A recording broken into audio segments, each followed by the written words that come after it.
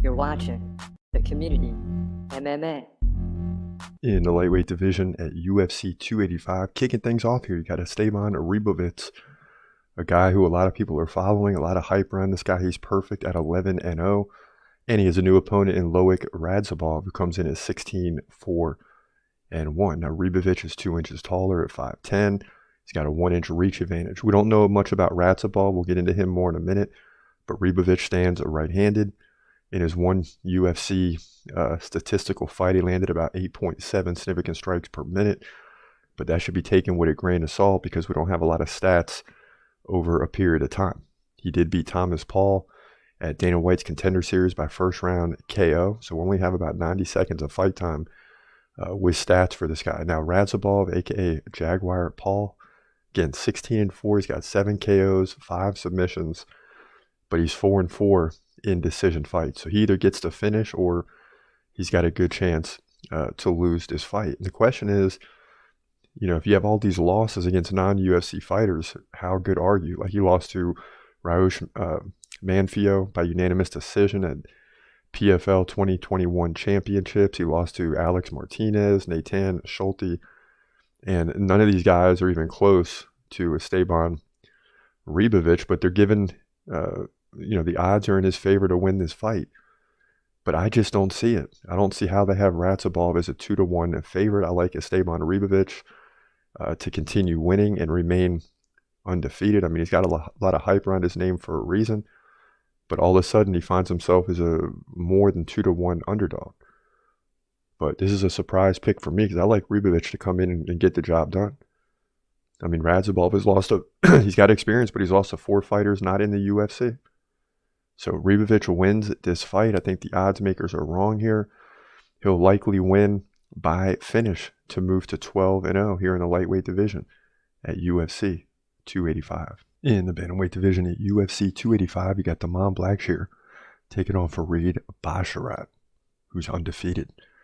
I mean, another undefeated fighter on this card, and this will continue early in the early prelims, where you got 4 undefeated fighters, but Basharat 9-0, but he's 2 inches taller than Blackshear at 5'8". He's given up 3 inches in reach. Both guys, well, actually, Basharat stands right-handed, and Blackshear is a switch stance fighter, so we'll see how he matches up. But Basharat, 7.7 significant strikes per minute compared to 1.8 for Blackshear, so a big advantage there. So you're thinking, okay, maybe Blackshear has a takedown advantage, but no, Basharat 3 over the course of 3 rounds, so that's like one takedown every round, where Blackshear is going to get like a takedown once every 3 rounds. So a big difference there. When you get into takedown defense, Blackshear just won UFC fight. He was taken down once on 1 attempt, so it's 0% right now as far as defending him. He lost to Yusuf Salah by majority decision, but the fact that he got to a majority decision isn't bad, but he didn't perform well in terms of significant strikes, just 27 in that fight. Now, on the other hand, Basharat won at Dana White's Contender Series. And sometimes these guys get a softball in the first, an easy win, hopefully in their first fight after the Contender Series, but not Basharat. I mean, Blackshear is a well-established fighter. It's not like he's great or anything, but he's not terrible. He's somewhere in the middle and could potentially become a great fighter as time goes on. I mean, he didn't perform that bad against Yusuf Salah, but he just didn't do great in significant strikes. So Basharat is going to be tested in this fight, but I still think he wins. I think the first round is going to be tough, but he'll start to come on in rounds 2 and round 3. Might even get a unanimous decision, but it'd be interesting to see this play out. I just think he's going to remain undefeated. I mean, he's better, but it's going to be a little test in his first UFC fight or UFC debut. But look for Basharat to win on significant strikes and takedowns if necessary to move to 10-0. Bantamweight division, UFC 285. In the women's strawweight division at UFC 285, you got Jessica Penne taking on Tabitha Ricci. Now, Penne, 14-7, so a lot of losses there. Ricci's 7-1. The Brazilian, now she's got less fights, so she's got less losses. We'll see how things transpire as she gets more fights, and she's 4 inches shorter than Penne at 5'1". Gives up 6 inches in reach. Both of them are going to stand right-handed. Both of them are in the high 2s for significant strikes per minute, so they're both right near 3. significant strikes per minute. Takedown game goes to Tabitha Ricci. 4 takedowns over 3 rounds on average. Panay just gets 1 like every other round. So a nice advantage there for Tabitha Ricci. But, what becomes important is takedown defense in these situations. Panay, 40% takedown defense. That's going to be a problem. Tabitha Ricci has not had to really defend takedown. She got taken down by Manon Fiorot, who turned out to be a great fighter and lost that fight, but she beat Maria Oliveira by decision and Poliana Viana by decision. Now, she trailed by significant strikes in both of those fights, but she had 5 takedowns apiece in each one, 10 takedowns in the last 2 fights. That's all I need to see to believe Tabitha Ricci is going to win this fight. If she's getting 5 takedowns per fight and Panay's got a 40% takedown defense, this thing is a wrap. Tabitha Ricci wins, in my opinion, controls the fight to move to 8-1, women's strawweight division, UFC 285. In the bantamweight division at UFC 285, you got Mana Martinez coming in at 10-3, taking on another undefeated fighter in Cameron Simon. He's 7-0. Now Martinez, 2 inches taller, 5'10", 3-inch reach advantage. He fights right-handed. Simon fights left-handed. Now, in terms of activity, both guys over 4 significant strikes per minute. Martinez 4.4, Simon 4.1. So the striking game is going to be somewhat close. Takedown game also in favor of Martinez. But both guys land less than 1 takedown over the course of an average fight of 3 rounds. So don't expect many takedowns in this one. Maybe 1 or 2, you would think, at least on paper. Now, Mana Martinez, 27% takedown defense. So that could change things. That means he's stopping only 1 out of 4. He's given up 3 out of 4 takedowns or takedown attempts. Now, he's got the win over Brandon Davis. Split decision, so a little momentum coming in. That was a good fight. Lost to Ronnie Lawrence and beat Guido Canetti. But both wins are by split decision. Cameron Simon, on the other hand, hasn't lost yet in a UFC setting now. Beating Joshua Wayne Kim at Dana White's Contender Series. I remember that fight. That was a good one. Ended up being a 3rd round finish. He also beat Steven Koslow by 3rd round KO. But Koslow did have 5 takedowns during the fight. Nonetheless, Simon recovered multiple times and led 53-11 in significant strikes. So this will be a bigger test for Simon, but I expect him to pass it. Expect him to get the win here. I mean, he's down in the numbers, and you know how I am with the numbers. And with a newer fighter taking on more of a veteran. But Martinez isn't so much of a veteran. He's got 3 or 4 UFC fights. Simon's got enough and has shown that he can win. So I'm sticking with him, in my opinion, to win this fight to move to 8-0 here in the bantamweight division at UFC 285. In the welterweight division at UFC 285, we got a big one. Ian Garrett comes in at 10-0, taking on Song Keenan, who comes in at 16-6. Now, Gary, 3 inches taller, is 6'3". He's got a 3-inch reach advantage. Both guys stand right-handed. Now, both guys have a lot of activity. Gary, 6 significant strikes per minute, 4.4 for Song Keenan. The takedown game is really non-existent for the most part for both fighters. Ian Gary, a.k.a. The Future, stops 3 out of 4 takedowns, 75% takedown defense. 3-0 in the UFC, beating Gabe Green, Darian Weeks, and Jordan Williams. So he's looking good so far, and he's outstruck his opponent in each of those except against Jordan Williams, but that led to an early KO. Now, Song Keenan, 50% takedown defense. So will Gary choose to go in for some takedowns? We'll see. He lost his last fight to Max Griffin, but he did beat Kalen Potter and Derek Krantz. So it's very easy for me to see why Gary is a big favorite in this fight. Song Keenan doesn't have great numbers, but he does find ways to win on occasion. But Ian Gary's just better. I mean, when you're landing like 6 significant strikes per minute, you got a reach advantage, a height advantage. This should be an easy night for Ian Gary. Maybe not during the fight, but I see him getting the finish at some point in time. He's got to. Big crowd here at UFC 285. Look for Ian Gary to get a big finish and remain undefeated. With the striking power, he'll move to 11-0 here in the welterweight division at UFC 285. In the middleweight division at UFC 285, you got Julian Marquez coming in at 9-3, taking on Marc-Andre Barriault, the Canadian, who comes in at 14-6 and is a slight favorite to win. Marquez, 1 inch taller at 6'2".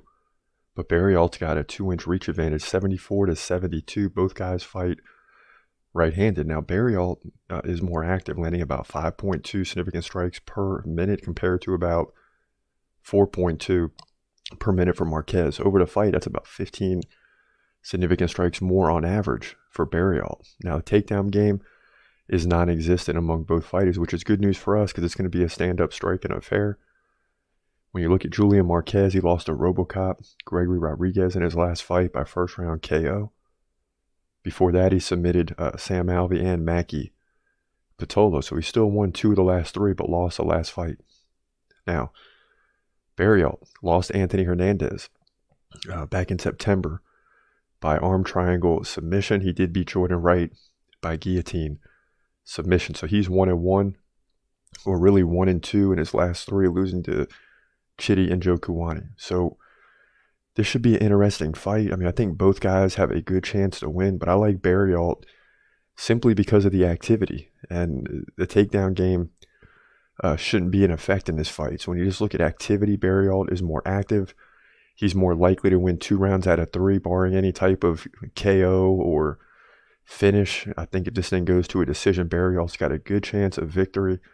Therefore, I'm predicting him to win, likely by 10 or 15 significant strikes, but it comes down to the 3rd round.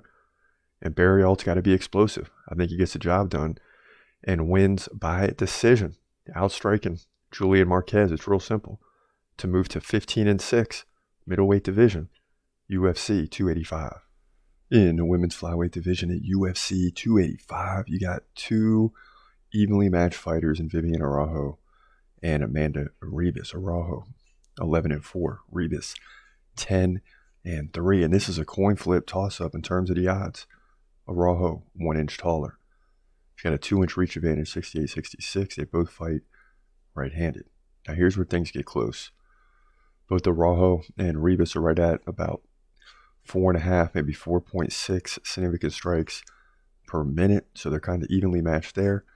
Takedown average, they both get just over 2 takedowns over the course of 3 rounds. And then when you dig a little bit deeper, Vivian Araujo 90% takedown defense, Amanda Ribas 88% takedown defense. So in each category, they're pretty much even. Now, in Vivian Araujo's last fight, she lost to Alexa Grasso, who's fighting for the women's flyweight title against Valentina Shevchenko.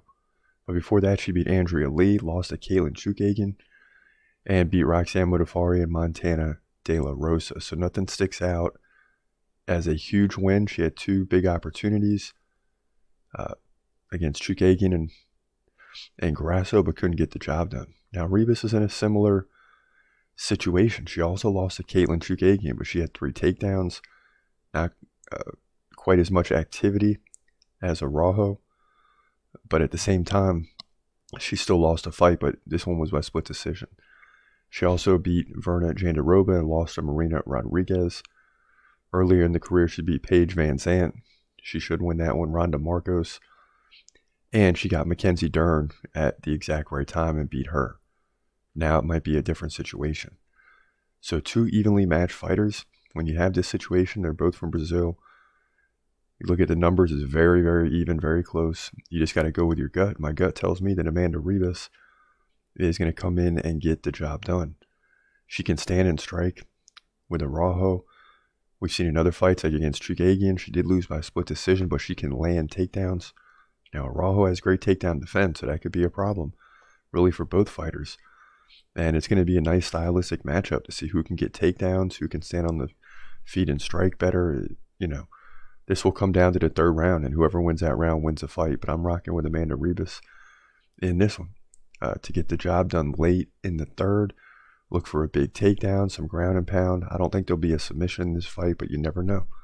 But I like Ribas to win, to move to 11-3 here in the women's flyweight division at UFC 285. In the middleweight division at UFC Fight Night, you got a pair of top 10 contenders in Derek Brunson, who comes in at 23-8, and Dricus Du Plessis, who comes in at a nice record of 18-2. Both guys stand 6'1". Derek Brunson, 1-inch reach advantage, 77-76. He's a southpaw. Du Plessis can switch it up to both righty and lefty, and that's always a major advantage. He's also very active, 6.6 significant strikes per minute to 3.5 per minute for Derek Brunson. But also, both guys get a lot of takedowns, over 1 per round. So takedown defense will be important here. Derek Brunson, 89%. Duplessis, just 50%. And that's not a good number. But that's only because the only guy to take him down was Darren Till.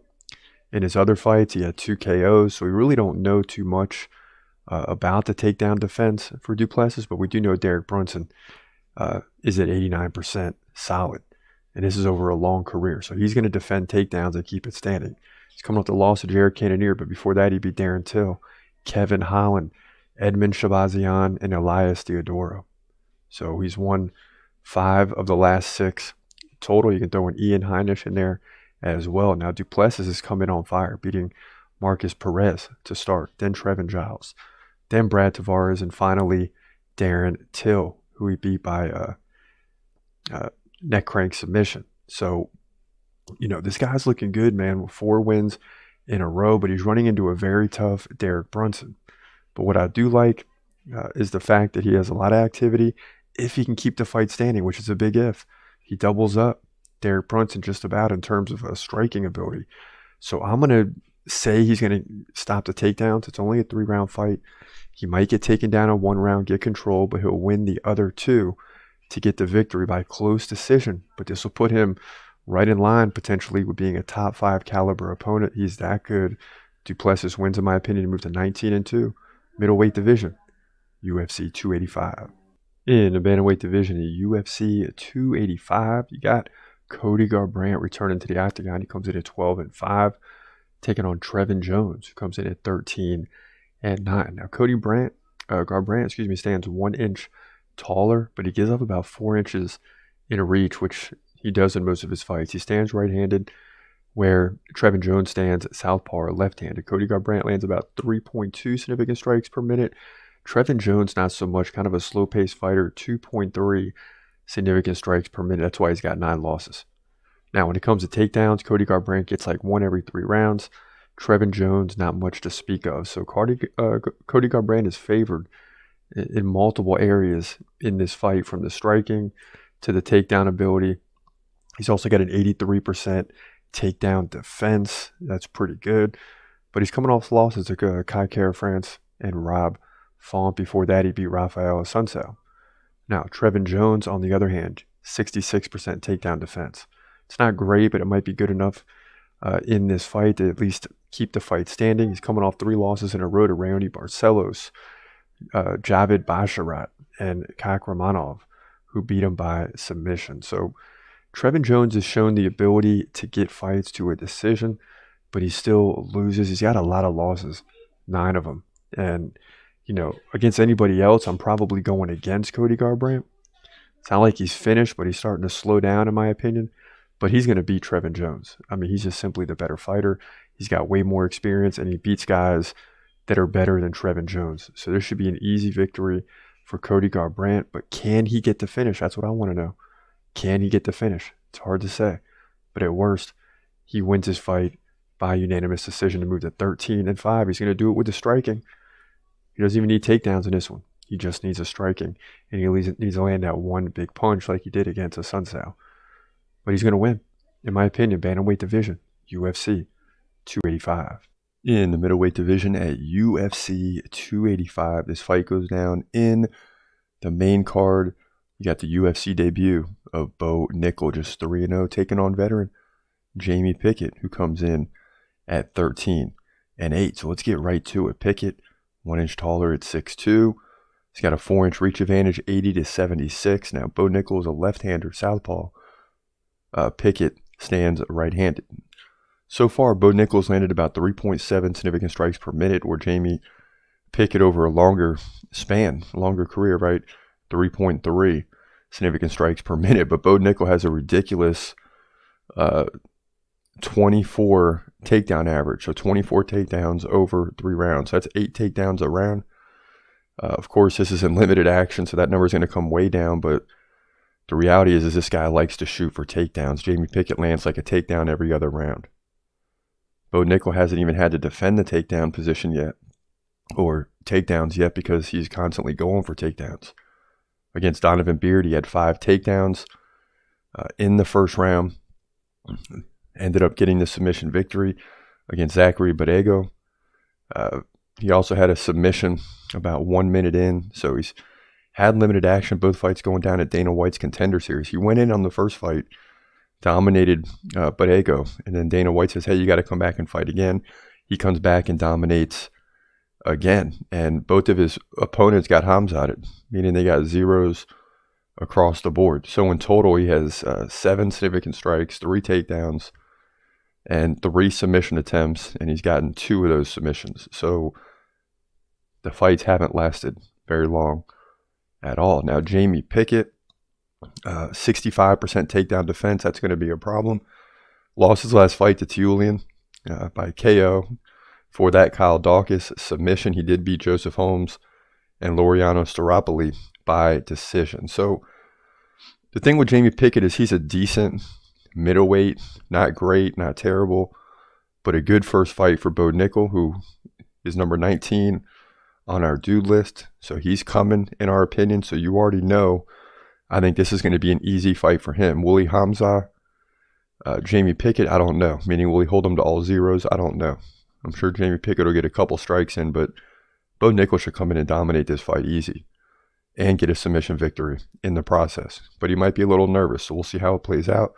But either way, he's winning. He'll move to 4-0 here in the middleweight division at UFC 285. In the lightweight division at UFC 285, you got Mateusz Gamrot taking this fight on late notice. He comes in at 21-2, taking on Jalen Turner, a guy who's on a 5-fight win streak, and his record is 13-5. So let's get into this, because this is going to be a very difficult and conflicting prediction for me. Now, Jalen Turner, 5 inches taller. He's got about a 6-inch reach advantage.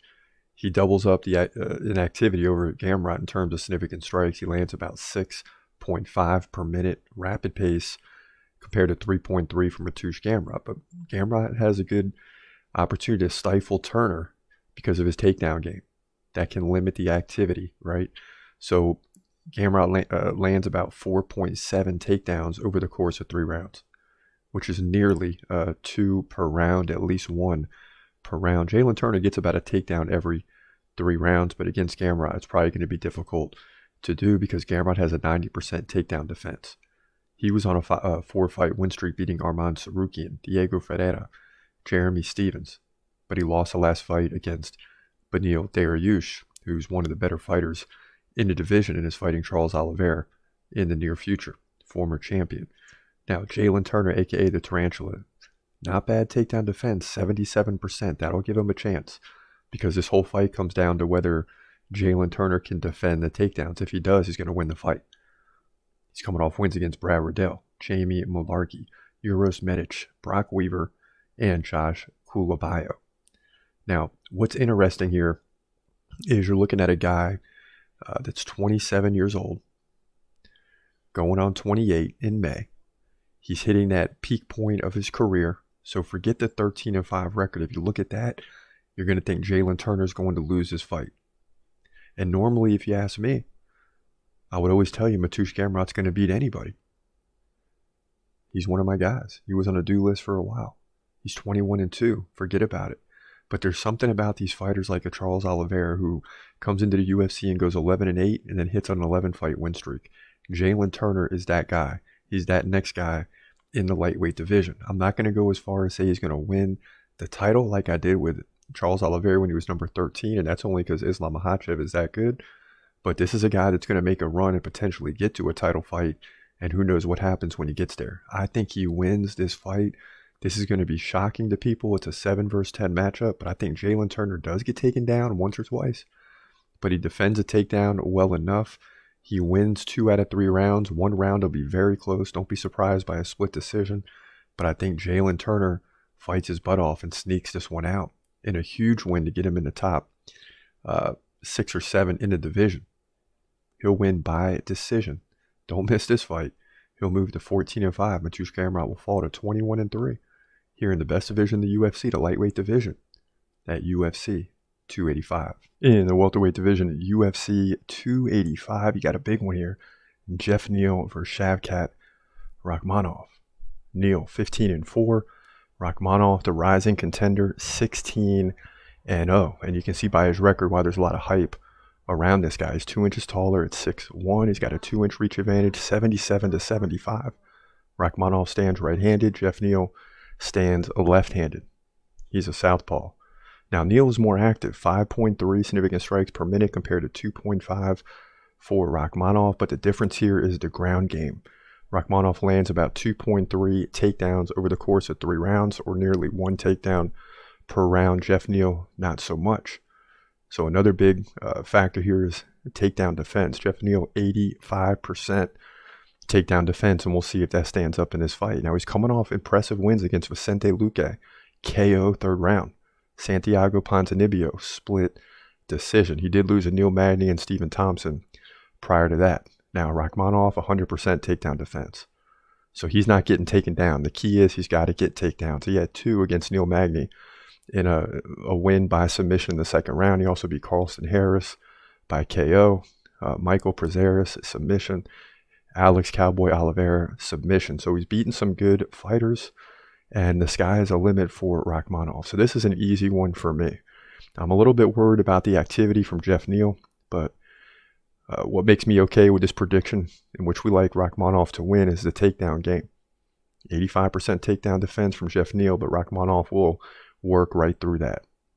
Likely, in my opinion, get a submission victory in the 3rd round. It'll take some time, but he'll win, in my opinion, and move to 17-0 here in the welterweight division at UFC 285.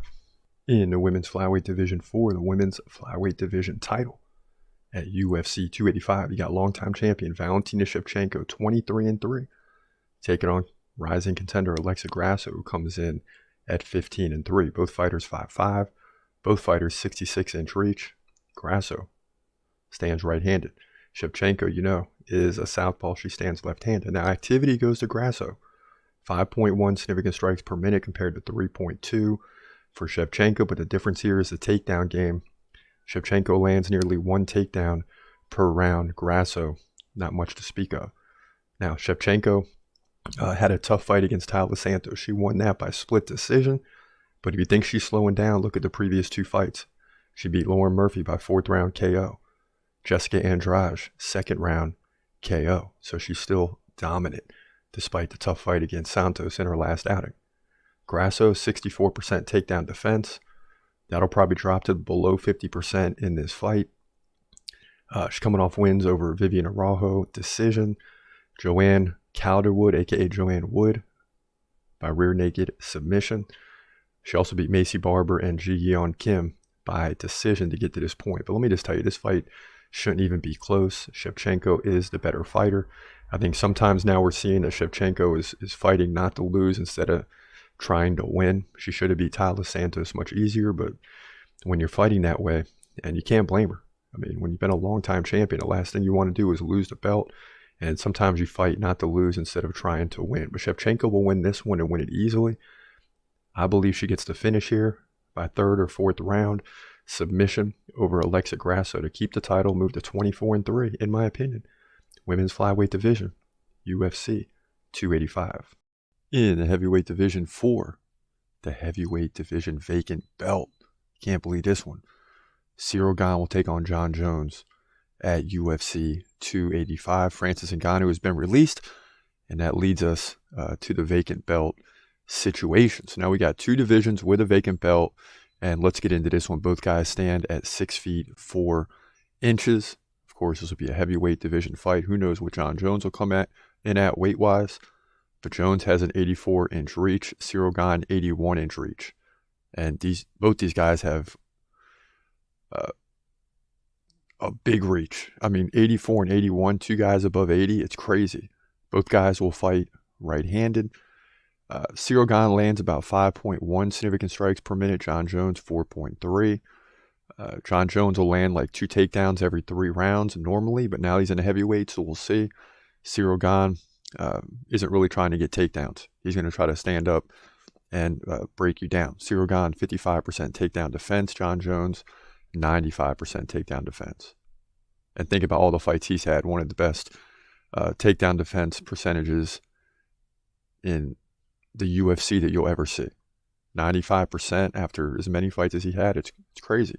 Now, we haven't seen Jon Jones in a while, so hold off on him. Ciryl Gane won his last fight against Tai Tuivasa, third round knockout. Lost to Ngannou by decision for the heavyweight title. Now, it's interesting in that fight because Gane led by 20 significant strikes. Very slow-paced fight, 63-43, but gave up 4 takedowns via Francis Ngannou, who had the knee problem in that fight. So he went with the takedown game, and it worked, thankfully for him. Now, prior to that, he KO'd Derek Lewis, beat Volkov, Rosenstrike, and did what he had to do, putting him in this position. He's only lost 1 fight. He's 11-1, and that was to Francis Ngannou. Now, Jon Jones, virtually undefeated, right? He had a 1 fight he lost. It was a disqualification. Other than that, he hasn't lost. In his last 4 fights, he beat Dominic Reyes by decision, Thiago Santos split decision, Anthony Smith, Alexander Gustafsson, who he KO'd out. In terms of Gustafsson. So, but he had a lot of decisions in the light heavyweight division. Now we haven't seen him, right, since February 8th, 2020. And you think about that, it'll be over 3 years since he's been in the octagon. So who knows what Jon Jones we're getting. He's going to be beefed up. He's going to look totally different. Will he be slower? I'm sure. But the stylistic matchup in this type of fight is probably better than the Ngannou fight, because both of these guys have similar styles. I mean, they're going to try to get in there and strike. It's going to be a lot of boxing, some kicking going on, things like that. You probably won't see a lot of takedowns. A lot of fundamental work on the feet is going to be at display, and they match up very well. Very, very well. And, I'm going to be watching this fight rooting for Jon Jones. I think Jon Jones can win this fight. It's hard to say after 3 years of not seeing him, but it also means that his body is refreshed, right? He's been working out, putting on all types of muscle, getting used to that body weight. And, it's going to be tough to come in and just fight the number 1 contender in the world in Ciryl Gane, who's a worthy opponent and very easily could be heavyweight champion in his own right. But with the break, with all the work that Jon Jones has been putting in, I'm saying he's going to come in and get the win here. I mean, he's one of the best fighters in UFC and MMA history, right? So I expect him not to let us down and get the win here, likely by decision, though. It's going to be one of those fights, and it'll come down to the 5th round. That's how close it'll be. But he'll move to 27-1 here in the heavyweight division, and will win the heavyweight title. Think about that. 2-belt champ, over the course of his career, which would be huge. So this fight goes down at UFC 285.